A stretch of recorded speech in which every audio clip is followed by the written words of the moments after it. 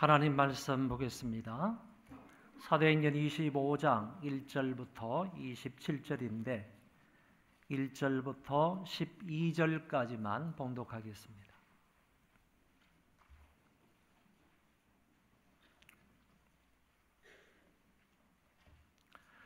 사도행전 25장 1절부터 12절까지 제가 봉독하겠습니다.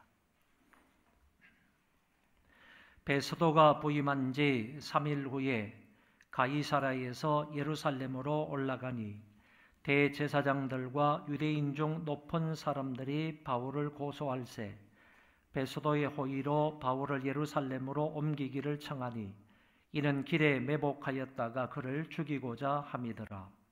베스도가 대답하여 바울이 가이사랴에 구류된 것과 자기가 멀지 않아 떠나갈 것을 말하고 또 이르되 너희 중 유력한 자들은 나와 함께 내려가서 그 사람에게 만일 옳지 아니한 일이 있거든 고발하라 하니라.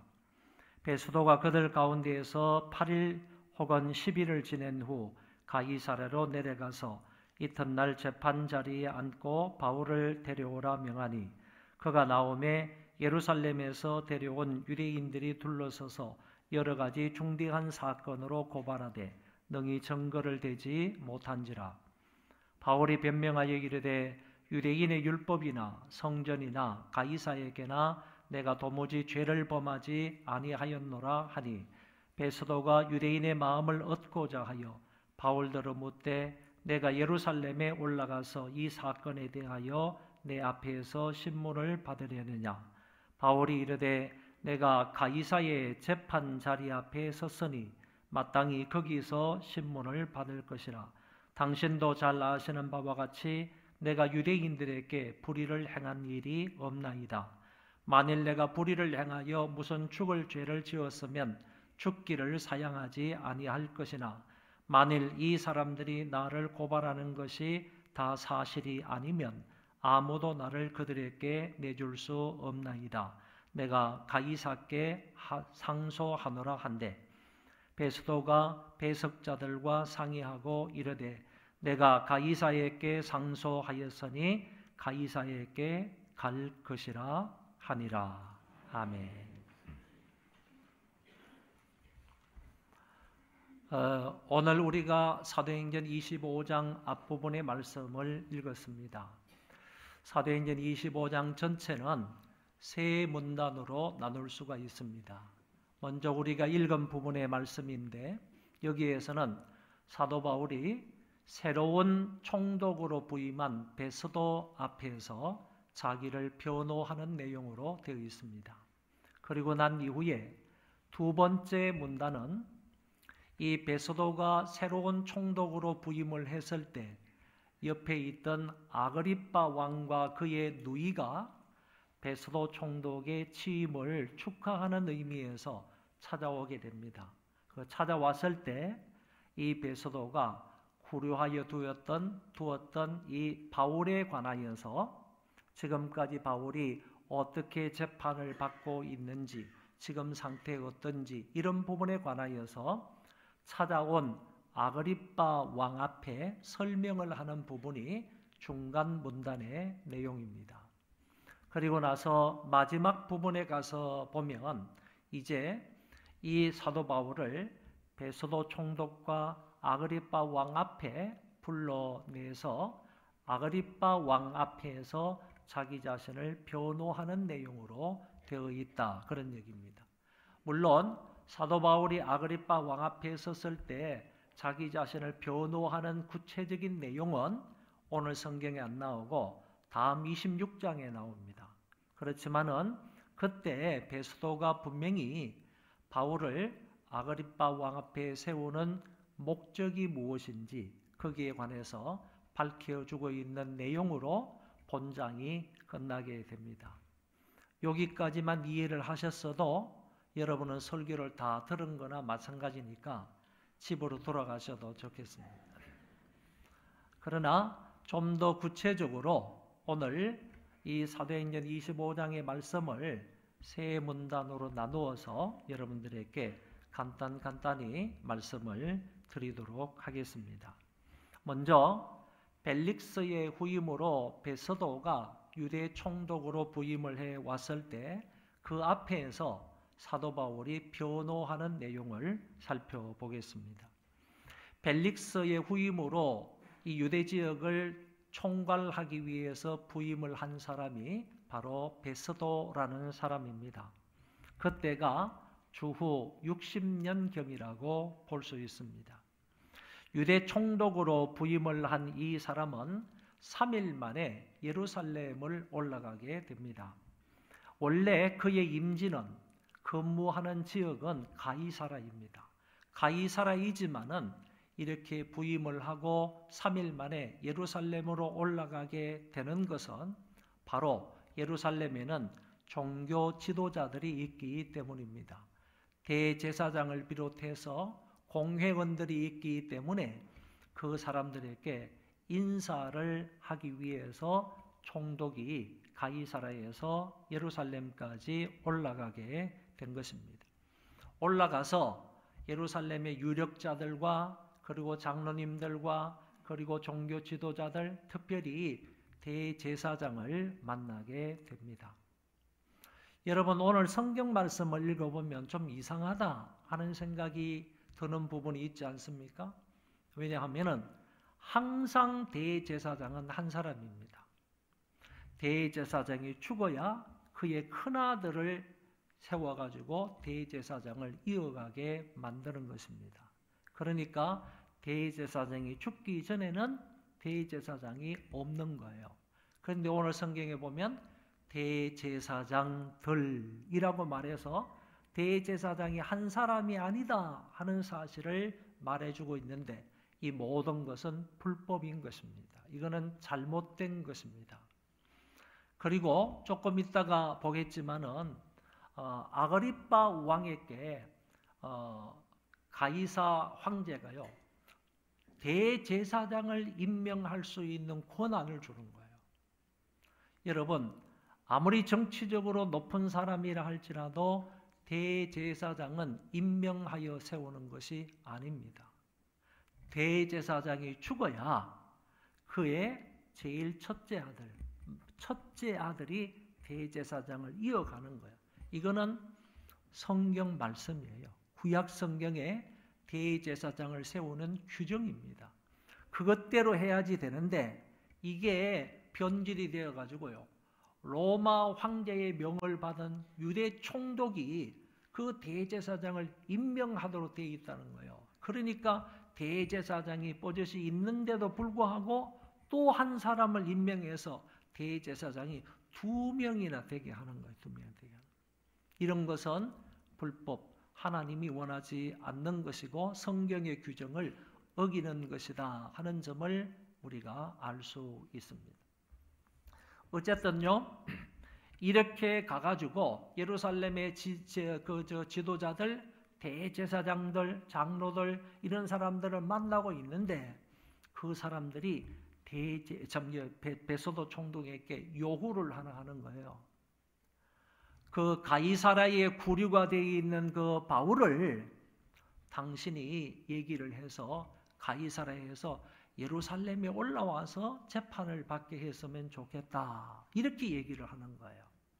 이렇게 얘기하는 의도는 하나가 있는데 그거는 바로 가이사라에서 사도 바울을 예루살렘으로 끌어올리게 될 때 그때 우리가 그 가운데에서 매복해 있다가 바울이 지나가면 바울을 죽이자.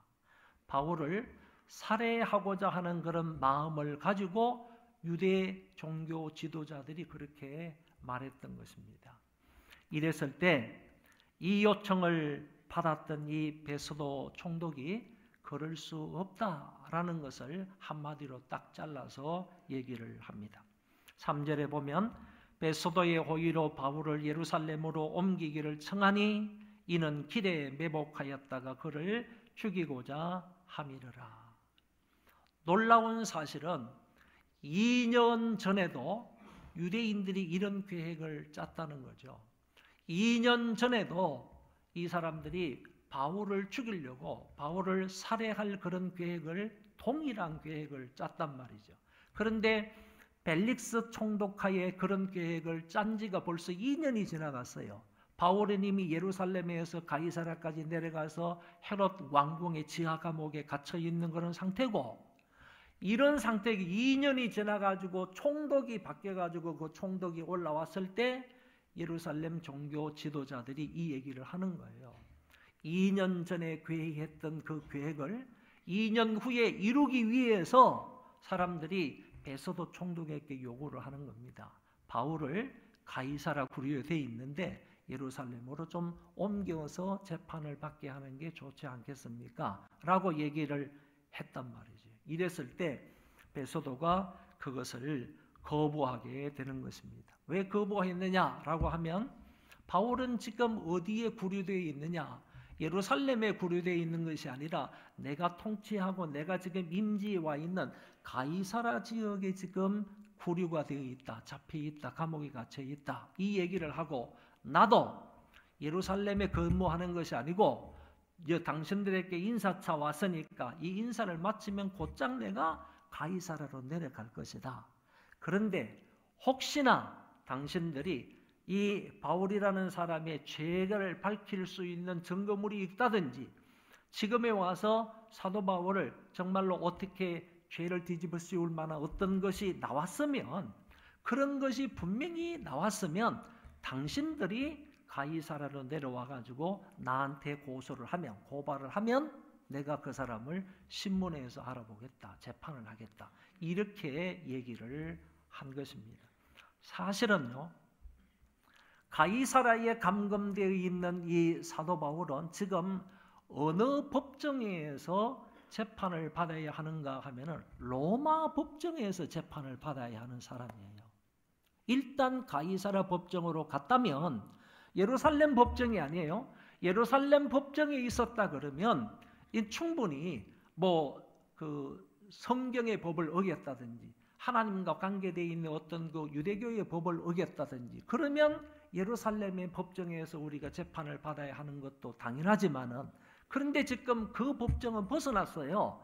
벗어나서 지금 가이사랴, 로마 총독이 지휘하고 있는, 로마 총독이 있는 그곳에서 지금 1차로 벨릭스 총독 앞에서 재판을 받은 거 아니에요? 그러니까 로마 법정에서 지금 재판을 받고 있는 사람을 너희의 요구대로 다시 이게 유대인의 법적으로 돌린다 하는 것은 맞지 않다는 얘기예요.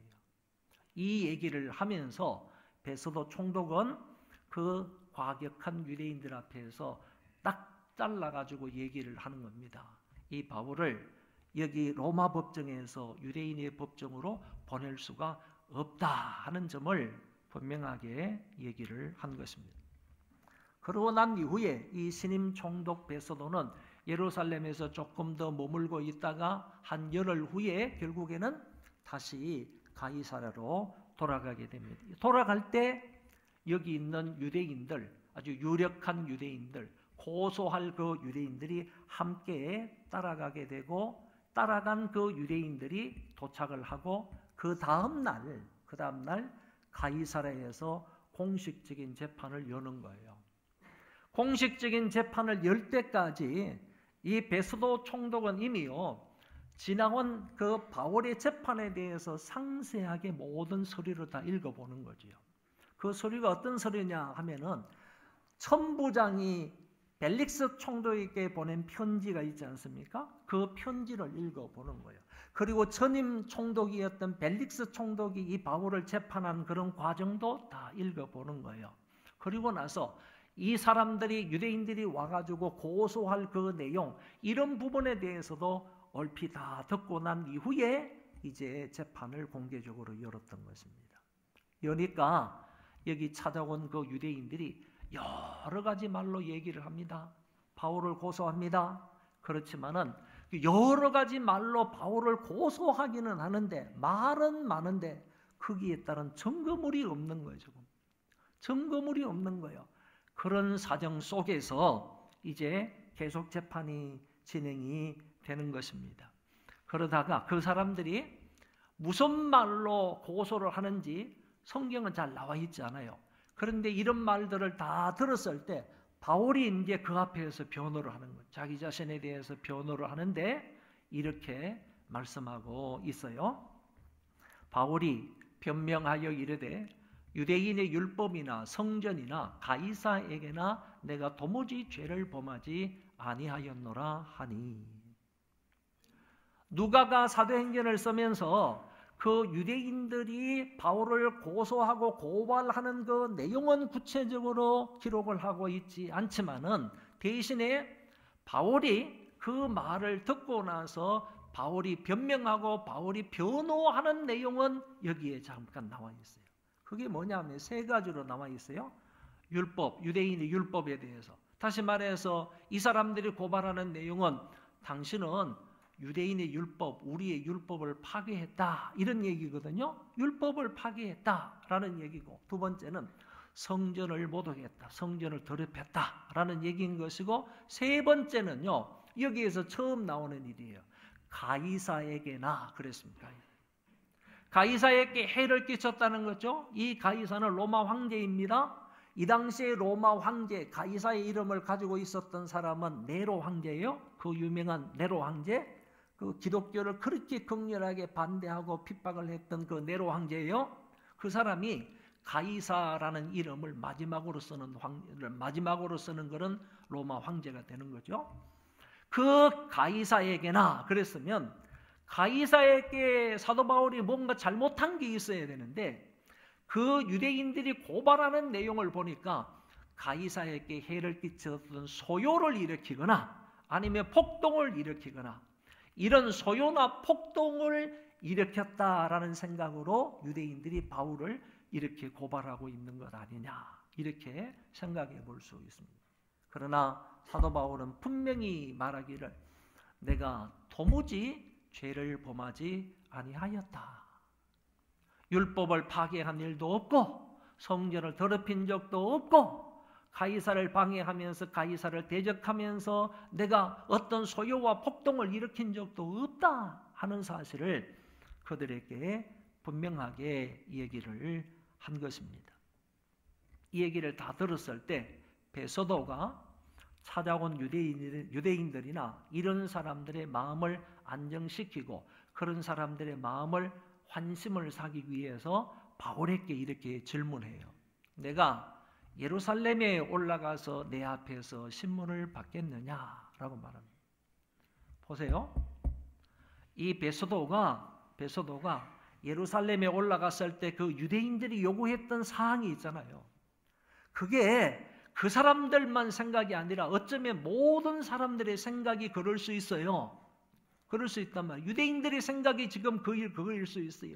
2년 전에는 실패했지만은 이제 2년 후가 되어서 우리가 이 작전대로 나가면 분명히 우리의 대적자로 여겨지는 저 바울을 죽일 수 있다, 이런 생각을 갖고 있는 거예요. 그 살인 계획이 이번에는 성공할 수 있다, 이런 생각을 갖고 있는 거예요. 그래서 가이사라에 있는 바울을 예루살렘에 보내서 재판을 받게 하는 것이 어떻겠습니까? 라고 질문을 하는 거죠. 그들의 마음을 사기 위해서 이 법정에서, 공개적인 법정에서 베스도라는 재판관이 바울에게 묻는 거예요. 내가 예루살렘에 올라가서 내 앞에서 신문을 받겠느냐라고 하니까 바울이 이렇게 말하는 겁니다. 내가 이미 가이사에게 재판을 받기로 결정이 되어 있고 로마의 법관에 의해서 내가 지금 지난번에 재판을 받았고 지금도 내가 가이사의 법정에서 당신 밑에서 지금 재판을 받고 있는 중인데 내가 왜 유대인의 법정으로 가느냐? 내가 유대인들에게 잘못한 것 하나도 없다. 만약에 유대인들에게 잘못한 거 있으면 내가 죽더라도 올라가겠다 이거예요. 내가 죽는 일이 있더라도 내가 유대인의 법정에 올라가겠는데 나는 유대인들에게 잘못한 게 하나도 없다 이거예요. 그런데 왜 나를 유대인의 법정으로 보내려고 합니까? 나는 로마의 법정인 가이사 앞에 송사하겠습니다. 나는 가이사의 최종적인 재판을 받기를 원합니다. 이렇게 얘기를 한 거예요. 그러니까 여기에서 바울 자신도요, 이제 더 이상 질질 끌지 말고 내가 로마에 가서 최종적인 그 재판장 앞에서 내가 재판을 받고 싶다 하는 점을 이렇게 얘기를 하는 거예요. 11절 하반절에 내가 가이사에게 상소하노라 그랬습니다. 이 얘기를 들었던 베스도 재판장이요, 자기 주위에 있는 그 배심원들이 있잖아요. 그런 사람들과 상의를 하는 거예요. 어떻게 했으면 좋겠느냐라고 물었더니 그 사람들도 동일하게 바울의 말대로 저 사람을 로마로 보내서 가이사에게 상소했으므로 가이사의 재판을 받는 것이 좋겠다. 이렇게 합의가 되니까 그때에서 이 재판장으로서의 베스도가 최종 결정을 내리는 거예요. 바울은 로마에 가서 가이사에게 상소했으므로 그 재판정에서 재판을 받아야 한다라고 결정을 딱 내리고, 그 이후로 결국에 바울은 로마를 향해서 가게 되었다라는 얘기입니다. 여러분, 바울이 이렇게 당당하게요, 나는 가이사에게 상소한다, 가이사에게 가가지고 재판을 받을 거다라고 얘기를 할 수 있었던 그 권위라 할까요? 그런 어떤 권리는요, 자신이 로마 시민권자였기 때문이라는 것입니다. 유대인이기도 하지만은 나는 로마 시민권을 가지고 있다. 로마 시민권은요, 최종적인 법적은 로마에 가서 받을 그런 권리가 있다는 거예요. 이것을 강력하게 얘기한 부분을 볼 수가 있습니다. 로마 황제 네로 앞에 가서 내가 이렇게 당당하게 이런 그 재판을 받을 것이다 하는 점을 얘기를 했습니다. 그런데 여러분, 여기에서 바울이 가이사에게 송사하게 된 이유가 몇 가지 있다는 거죠. 내가 가이사에게 가가지고 재판을 받겠다라고 했던 이유가 몇 가지 있다는 거예요. 첫 번째 이유는 뭐냐 하면은, 이 벨릭스에게, 지금 벨릭스 다음으로 온 사람이 베소도인데, 벨릭스에게 내 재판을 맡겼는데, 벨릭스가 나의 재판을 했는데, 무죄라는 것을 당신 스스로 얘기를 해요. 바울에게는 죄가 없다, 무죄라는 것을 얘기하면서도 왜 재판을 2년씩이나 끄냐, 이거 2년씩. 이거 너무너무 간단한 재판이고, 당신 스스로도, 그리고 또 예루살렘 그 공회에서도 분명히 재판을 받고 나서 공회에서도 이 사람이 죄인이라는 것을 증명하지를 못했단 말이지. 그러면 예루살렘 재판에서도 이 사람이 무죄고, 당신도 나를 재판했는데 무죄인데 왜 이 재판을 2년씩이나 끄냐 이거지. 재판을 더 이상 하지 않고 나를 이렇게 감옥에 가둬도 주년 이거지. 그런데 총독이 바뀌고 난 이후에 베스도로부터 이렇게 재판을 받았지 않습니까? 재판을 받고 나니까 이 사람도 어쩌면 유대인들의 환심을 사기 위해서 이 재판을 질질 끌 가능성이 있겠구나, 이런 판단을 내리는 거예요. 그래서 여기에서 당장 나는 가이사에게 상소합니다 라고 해가지고 이 재판을 질질 끌지 못하도록요, 이렇게 첫 번째 이유로 이 베스도가 재판을 계속해서 연장할 것을 생각해가지고 바울은 분명하게 가이사에게 항소한다고 얘기를 했다라는 것입니다. 두 번째 이유는 뭐냐면은, 만약에 여기에서요 재판을 끝낸다고 생각을 해보세요. 이 베스도 총독이 당신은 죄가 없습니다, 오늘부로 석방입니다, 만약에 이렇게 얘기를 했다고 가정을 해보면요, 바울이 밖으로 나갈 거 아닙니까? 그러면 여전히 바울은요 유대인들에 의해서 살해를 당할 가능성이 충분한 거예요. 로마 군인들이 지키고 있으니까 망정이죠. 로마 군인들은 호의를 받고 보호를 받고 있기 때문에 지금 바울이 안전한 거지. 만약에 여기에서 석방이 돼가지고 밖으로 나갔다 그러면 바울의 생명은 자신할 수가 없는 거예요. 분명히 그 유대인들이 바울을 계속해서 죽이려고 하니까 생명의 위협을 느끼게 될 것이다. 그래서 바울은 이런 사실도 안 거예요. 이런 이유 때문에 로마에 상소한다 이렇게 얘기를 한 것이고요. 세 번째는요, 이미 예수 그리스도께서 바울에게 말씀하셨어요. 너는 예루살렘에서도 나를 증거하지만은 로마에 가서도 복음을 전하게 되리라. 로마에 가서도 복음을 전하게 된다 하는 주님의 말씀이 계셨어요. 그렇기 때문에 주님의 말씀을 확실하게 믿는 거예요. 그리고 그 믿음대로 바울이 확신하고 있는 대로 빨리 로마에 가서 주님의 인도를 받아서 로마에 가서 그 로마 사람들에게 복음을 전하기로 마음에 결심하고 있고 기도하고 있으며 그것을 확신으로 가지고 있기 때문에 바울은 로마에 가야 된다는 거지. 가야 된다. 그래서 요 세 가지 이유 때문에요. 바울은 가이사에게 항소했다라고 볼 수가 있는 것입니다. 그래서 베스도가 그 배석자들과 상의를 하고 난 이후에 가이사에게 가가지고 로마의 최고 법정에서 너는 재판을 받을 거다 하는 부분을 분명하게 얘기를 한 것입니다. 그리고 나서 이제 두 번째 문단으로 넘어가는데요.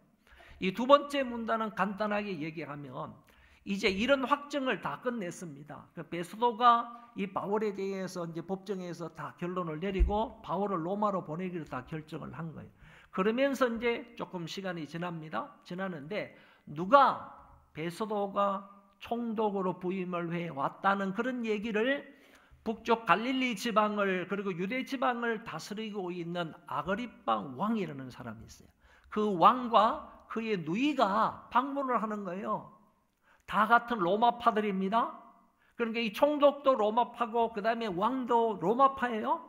이런 아그리빠 왕하고 그의 누이가 가이사라에 찾아와가지고 베스도 총독의 취임을 축하를 하는 거예요. 축하를 하면서 같이 있을 때 베스도 총독이 구류대에 있는 한 사람에 대해서 얘기를 한다는 거죠.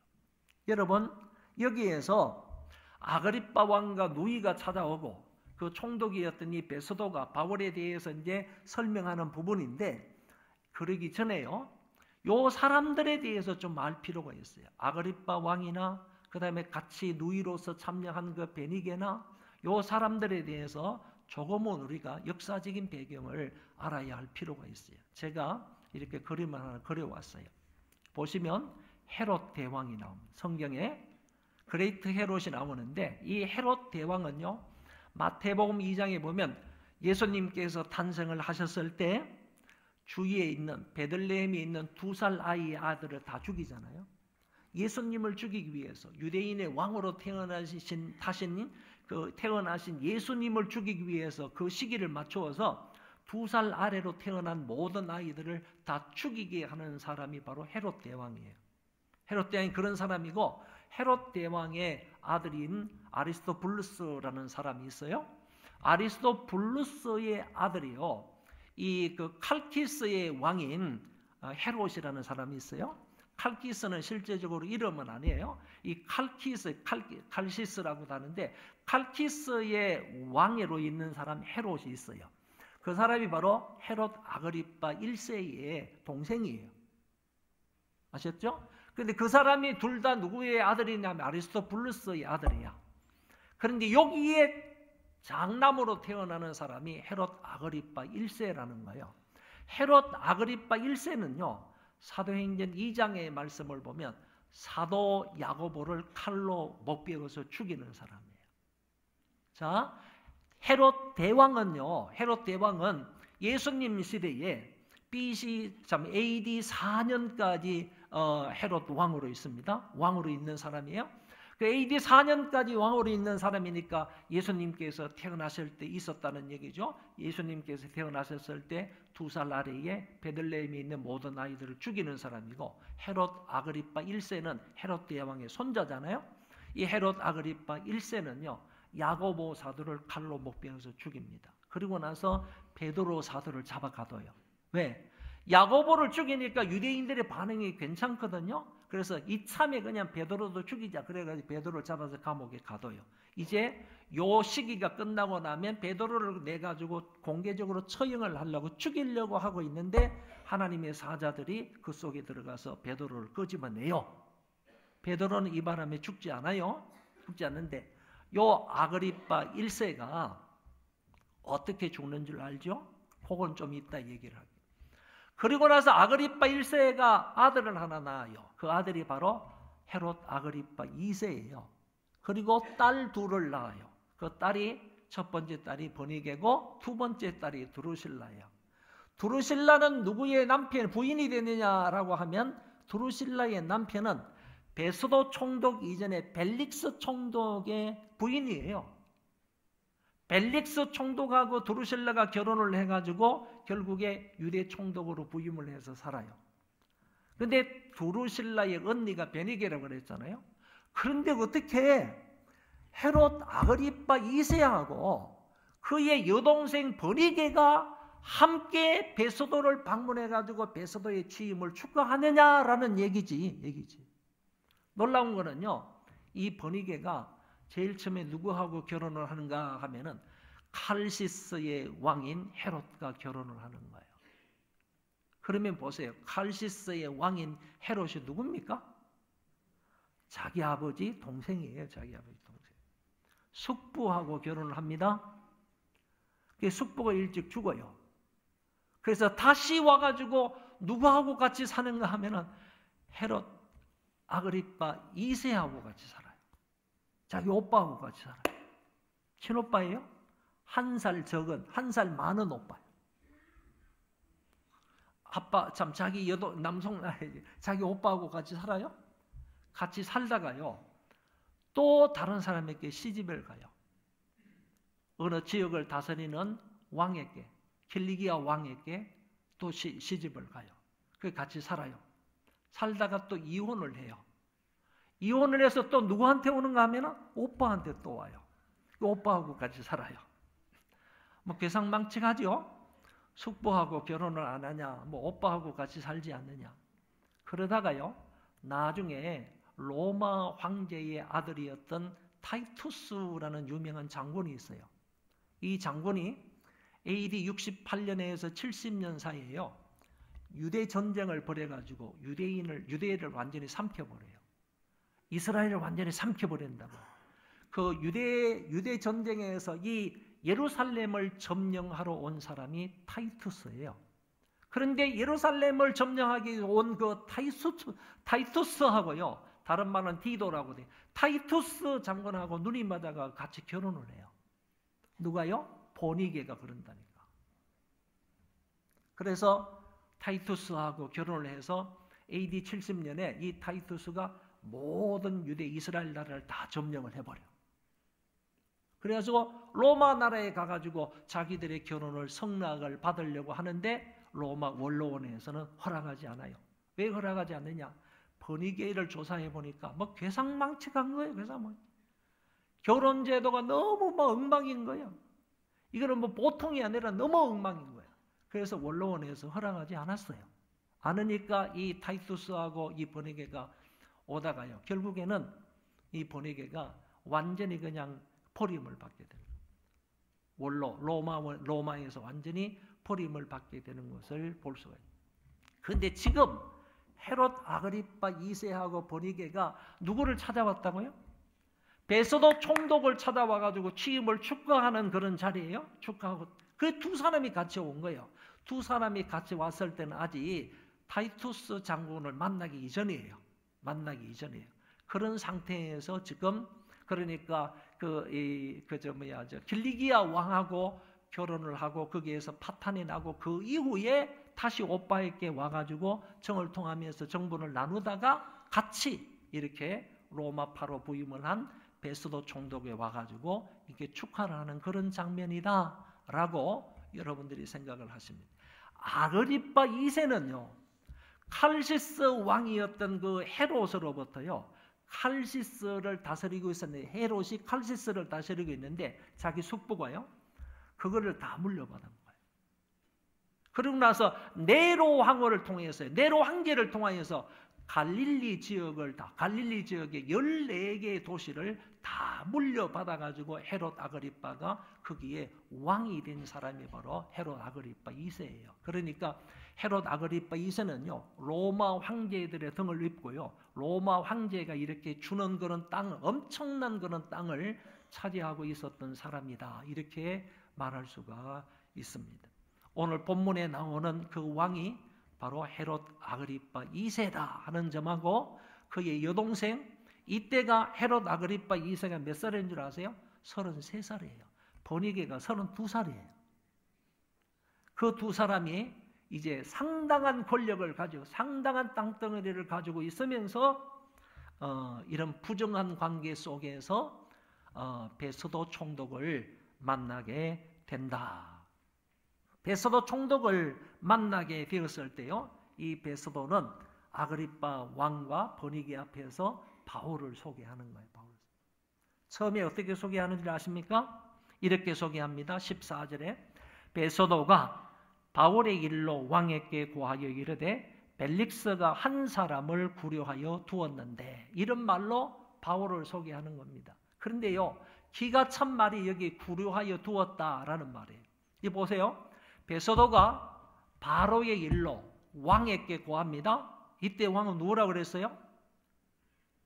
아그리빠 2세라고 그랬잖아요. 아그리빠 2세 왕에게 고합니다. 이르되 벨릭스는 자기의 선임입니다. 선임 총독이요. 그 벨릭스가 한 사람을 구려하여 두었다라고 했습니다. 한 사람은 바울입니다. 그 사람을 지금 헤롯 왕궁의 지하 감옥에 구려하여 두었다는 거예요. 그런데 구려하여 두었다라는 이 말은요, 폐품 중에 한 가지라는 거예요. 구려하여 두었다라는 이 말 속에 어떤 말이 들어있는가 하면은, 그 구려하여 둔 한 사람은 벨릭스가 나에게 남겨준 폐품들 중에 하나라는 거예요. 폐품 중에 하나. 이런 의도로요, 베소도가 바울을 아그리빠 왕 2세에게 소개하는 거예요. 벨릭스가 나에게 여러 폐품들을 많이 남겨주었는데 그 폐품들 중에 하나가 바로 바울이다, 이렇게 소개하고 있는 거예요. 얼마나 못된 사람인가요? 바울을 이렇게 취급하고 있는 거예요.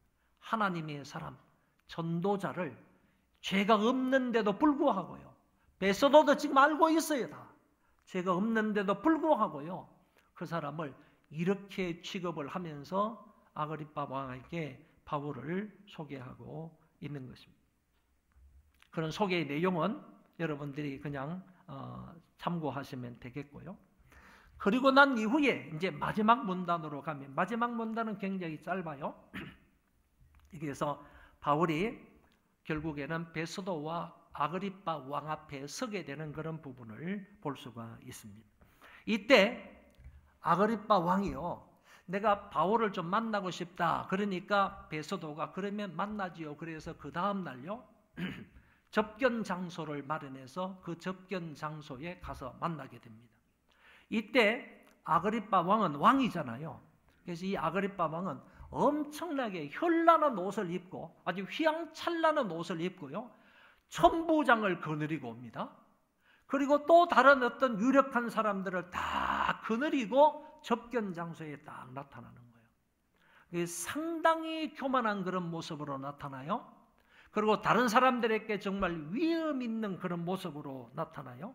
한번 보시기 바랍니다. 23절에 보면 아그리빠와 버니게가 크게 위험을 갖추고 와서 천부자들과 시중에 높은 사람들과 함께 접견 장소에 들어오고 베소도의 명으로 바울을 데려오니. 그래서 이제 바울이 감옥에서 나와가지고 갔더니 베소도 총독도 있고요, 휘황찬란하게 옷을 입은 그 아그리빠 왕 2세도 있고, 그 다음에 버니게도 그의 비슷한 모습으로 해서 여기 앉아 있는 거예요. 그러니까 아그리빠 왕하고 이 버니게는요, 이 정말로 도덕적으로 부정한 그런 관계 속에서도 분명히 이런 휘황찬란한 옷을 입은 왕의 모습, 어쩌면 왕비의 모습을 하고 이 자리에 앉아 있는 거예요. 아까 말씀을 드린 대로요, 아그리빠 1세가 아그리빠 2세의 아버지인, 자기 아버지인 아그리빠 1세가요 어떻게 죽었냐고, 어디에서 죽었냐고. 바로 이 자리에서 죽었어요. 이 자리에서 가이사랴 지역에서 죽었단 말이에요. 왜 죽었어요? 너무 교만했어요. 휘황찬란한 옷을 입고요, 사람들 앞에서 나와서 연설을 했는데 그 사람들이 야, 이거는 사람의 소리가 아니라 신의 소리다. 그러니까 자기가 신이 된 것처럼 우쭐했어요. 자기가 하나님이 된 것처럼 우쭐했어요.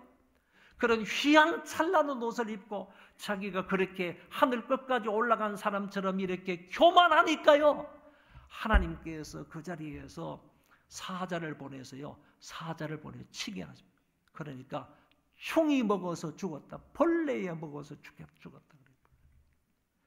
자기 아버지가 이렇게 죽었어요. 이 자리에서. 가이사랴 이 자리에서 그렇게 죽었단 말이에요. 그럼에도 불구하고 이 사실을 다 알고 있는 아그리파 2세가요, 아들이 똑같은 짓을 여기에서 하고 있는 거예요. 휘황찬란한 옷을 입고요, 자기가 마치 대단한 사람인 양, 도덕적으로 그렇게 부정한 사람인데 그런 사람이 여기서 버젓이 서가지고 교만한 모습, 교만한 태도로 있다, 이런 얘기입니다. 보세요. 천부장들을 데려옵니다. 높은 사람들도 다 데려옵니다. 그 접견 장소가 뭐라고요? 이거는 재판적인 정식 재판 정리도 아니에요. 죄인을 만나는 접견 장소일 뿐이에요. 그럼에도 불구하고 거기에 가는데 이런 옷이 휘황찬란한 그런 금부치들이 왜 필요합니까? 그럼에도 불구하고 버리게는 왕비의 모습으로 하고 있는 거예요. 왕비의 모습. 자기 오빠 옆에 서면서도 왕비의 역할을 하는 거예요. 그런 모습으로 뽀젓이 서고 있었다라는 얘기입니다. 여러분, 베소도 총독이 이 자리를 마련한 이유가 어디 있는 줄 아세요? 이런 자리, 아그리빠 왕을 불러서 아그리빠 왕 앞에서 바울을 세우는 이유가 어디 있다고 생각하는지 아십니까? 한번 얘기를 해볼게요. 유대인들이 이 사람이 죄를 범하였다 하여서 내게 청원했기 때문에 내가 신문을 해보았습니다. 그에게서 죽일 죄를 찾지 못했다고 그랬습니다. 베소도 총독이 유대인들이 고발하는 것을 따라가지고 내가 이 사람을 신문을 했더니 이 사람에게서는 죄가 없음을 발견했다, 그런 얘기. 그러나 내가 황제에게 호소하였기 때문에 나는 상소할 자료를 기술해야 되는 거예요. 이 사람이 황제 가이사에게 상소를 했다고 하면 이 사람이 지은 죄가 뭐냐? 그거를 기술해서 황제에게 편지를 보내야 되는 거예요. 이게 마땅한 거예요. 내가 재판을 해보니까 이 사람에게 어떤 죄가 있었습니다. 그 죄를 기술을 해야 보내야 되는데 죄가 없단 말이에요. 죄가 없단 말이에요. 혹시나 아그리빠 2세는요, 아그리빠 2세는 유대교나 유대 종교에 대해서 전문가예요. 그러니까 역사가들에 의해서요, 유대 종교나 유대인들에 관해서 정말 해박한 지식을 가지고 있는 사람이 누구냐라고 할 때 아그리빠 2세예요. 그러니까 혹시 아그리빠 앞에서 세우게 되면 아그리빠가 이 바울에게 질문을 하게 되면 그 가운데서 이 바울이 진술을 들어보면 바울의 진술 가운데 죄가 드러나지 않겠는가 이거지. 그러면 내가 그것을 잡아서 황제에게 보내는 그 친서에 그 제목을 써서 내가 당당하게 보낼 수 있기 때문에 그것을 알아내기 위하여 아그리빠 왕 앞에서 이 바울을 세우는 거예요. 아그리빠 왕이 어떤 사람이냐 하면 성경을 한번 보여줘요. 보면 아그리빠가 유대인의 모든 풍속과 문제들에 대한 전문가였다 하는 점을 26장 3절에서 다음 장이죠. 분명하게 얘기를 해주고 있다. 그런 얘기. 그래서 베소도가 아그리빠 왕 앞에서 바울의 무슨 책을 잡기 위해서, 분명한 죄를 잡기 위해서 이렇게 아그리빠 왕 앞에서 세웠다 하는 얘기입니다. 결국에 여기까지가 이제 25장의 말씀이 끝납니다. 그리고 26장에 가서는요, 이제 본격적으로 바울이 아그리빠 왕 앞에서 자기를 변호하고, 그리고 변호하는 것으로 끝나는 것이 아니라요, 자기의 과거의 경험들을 다 들추어내서 아그리빠 왕에게 복음을 탄탄하게 증거하는 부분을 볼 수가 있습니다. 사랑하는 성도 여러분, 이 바울은요, 죄를 짓지도 않았는데 유대인들의 모함을 받았습니다. 지금까지 여러 번 신문을 당하였습니다. 그럼에도 불구하고 신문은 신문대로 당했으나 그 앞에서 자기 변호를 했고 더 나아가서 그들에게 복음을 전파하며 지금까지 왔습니다. 유대인들 앞에서도 신문과 변호를 했습니다. 공회 앞에서도 신문과 변호를 했습니다. 벨릭스 총독 앞에서도 신문을 받았고 그리고 변호를 했습니다. 베스도 앞에서도 신문을 당하였습니다. 지금 이제 아그리빠 왕 앞에 서게 된 것입니다. 여기에도 다음 장에 보면 분명히 자기 변호를 하고 자기 변호로 끝나는 것이 아니라 그 사람들에게 복음을 담대하게 전파하는 것을 볼 수가 있습니다. 여러분, 바울은 복음을 전하다가 숱한 고난과 어려움을 당하게 됩니다. 그럼에도 불구하고요, 자기가 그런 고난 중에서도 하나님이 약속하시고 하나님이 말씀하시고 하나님이 자기에게 준 그 사명, 복음 전파의 사명을 끝까지 감당하고 있는 부분을 볼 수가 있습니다. 이거는 주님께서 바울을 부르실 때 이런 말씀을 하셨기 때문이에요. 가라, 이 사람은 내 이름을 위하여 이방인과 임금들과 이스라엘 자손들에게 전하기 위하여 택한 나의 그릇이라. 그러니까 바울은 하나님, 예수님이 무엇 때문에 택하였는가 하면 이방인들에게 가가지고 복음을, 주의 이름을 전하고요, 임금들에게 가가지고 주의 이름을 전하고요, 그리고 이스라엘 사람들에게 가서 주의 이름을 전하기 위하여 예수님이 택한 그릇이라, 이렇게 말씀하세요.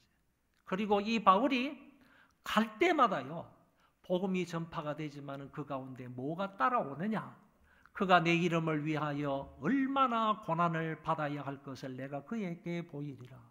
고난을 받는다고요. 고난을 받는다고. 이 말씀이 하나하나 이루어져 가는 그런 과정 속에 있다. 이제 보세요. 지금까지는 총독 정도 되는 사람 앞에서 바울이 변호를 했어요. 이제는 아그리빠 왕 앞에서, 임금 앞에서도 변호를 한다니까요. 그리고 그에게 복음을 전한다니까요. 이게 바로 주님께서 약속하신 말씀을 점점 바울을 통해서 이루어 가신다 하는 점을 우리가 살펴볼 수 있는 것입니다. 이런 교훈을 한마디로 말할 수 있겠습니다. 바울은요, 하나님으로부터 받은 이 사명을 어떤 일이 있더라도 굳게 이 사명을 붙들고 나아가요. 비록 그 사명을 감당하는데 오만 가지 어려움과 고난과 핍박과 그런 수고가 있다 할지라도요, 이 바울은 주님께로부터 받은 그 사명을 감당하기 위해서 고난을 인내합니다. 그렇게 살았던 것처럼 오늘 저와 여러분들, 하나님께서 우리에게 약속하시고 우리에게 그 분명하게 말씀하신 것이 있다면요, 오늘 우리는 그것 붙들고 살아가면 되는 거예요. 그런데 그것을 이루려고 하면요, 하나님께서 우리에게 주신 그 사명을 이루려고 하면요, 바울과 같이 어려움을 겪어야 돼요. 어려움을 겪지 아니하고는 이 사명을 이룰 수 없어요. 어려움을 겪더라도요, 아무리 큰 어려움을 겪다 할지라도요, 주님께서는 반드시 그 모든 것을 인내하게 하심으로 이 사명을 이루실 겁니다. 그러니까 우리는 그 말씀을 붙들고요, 바울이 그랬던 것처럼 모든 고난들을 이겨나가자, 인내하자 하는 메시지를 저와 여러분들에게 주고 있습니다. 바울과 같은 이런 은혜로운 삶을 살아갈 수 있기를 바랍니다. 다 일어나셔서 찬송하겠습니다.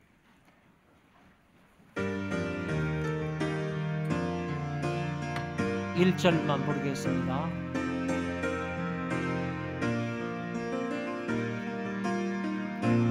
이 바람이 앞길 막아도 나는 가리, 주의 길 가리.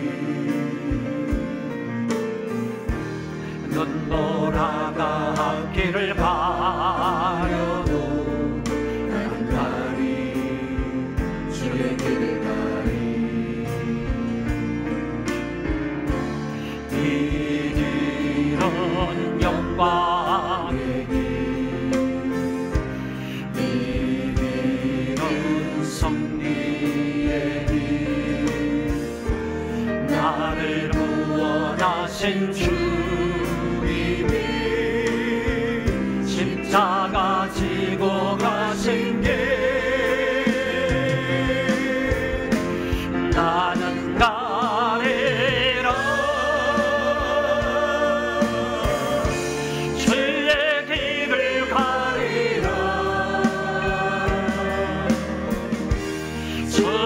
날 잡지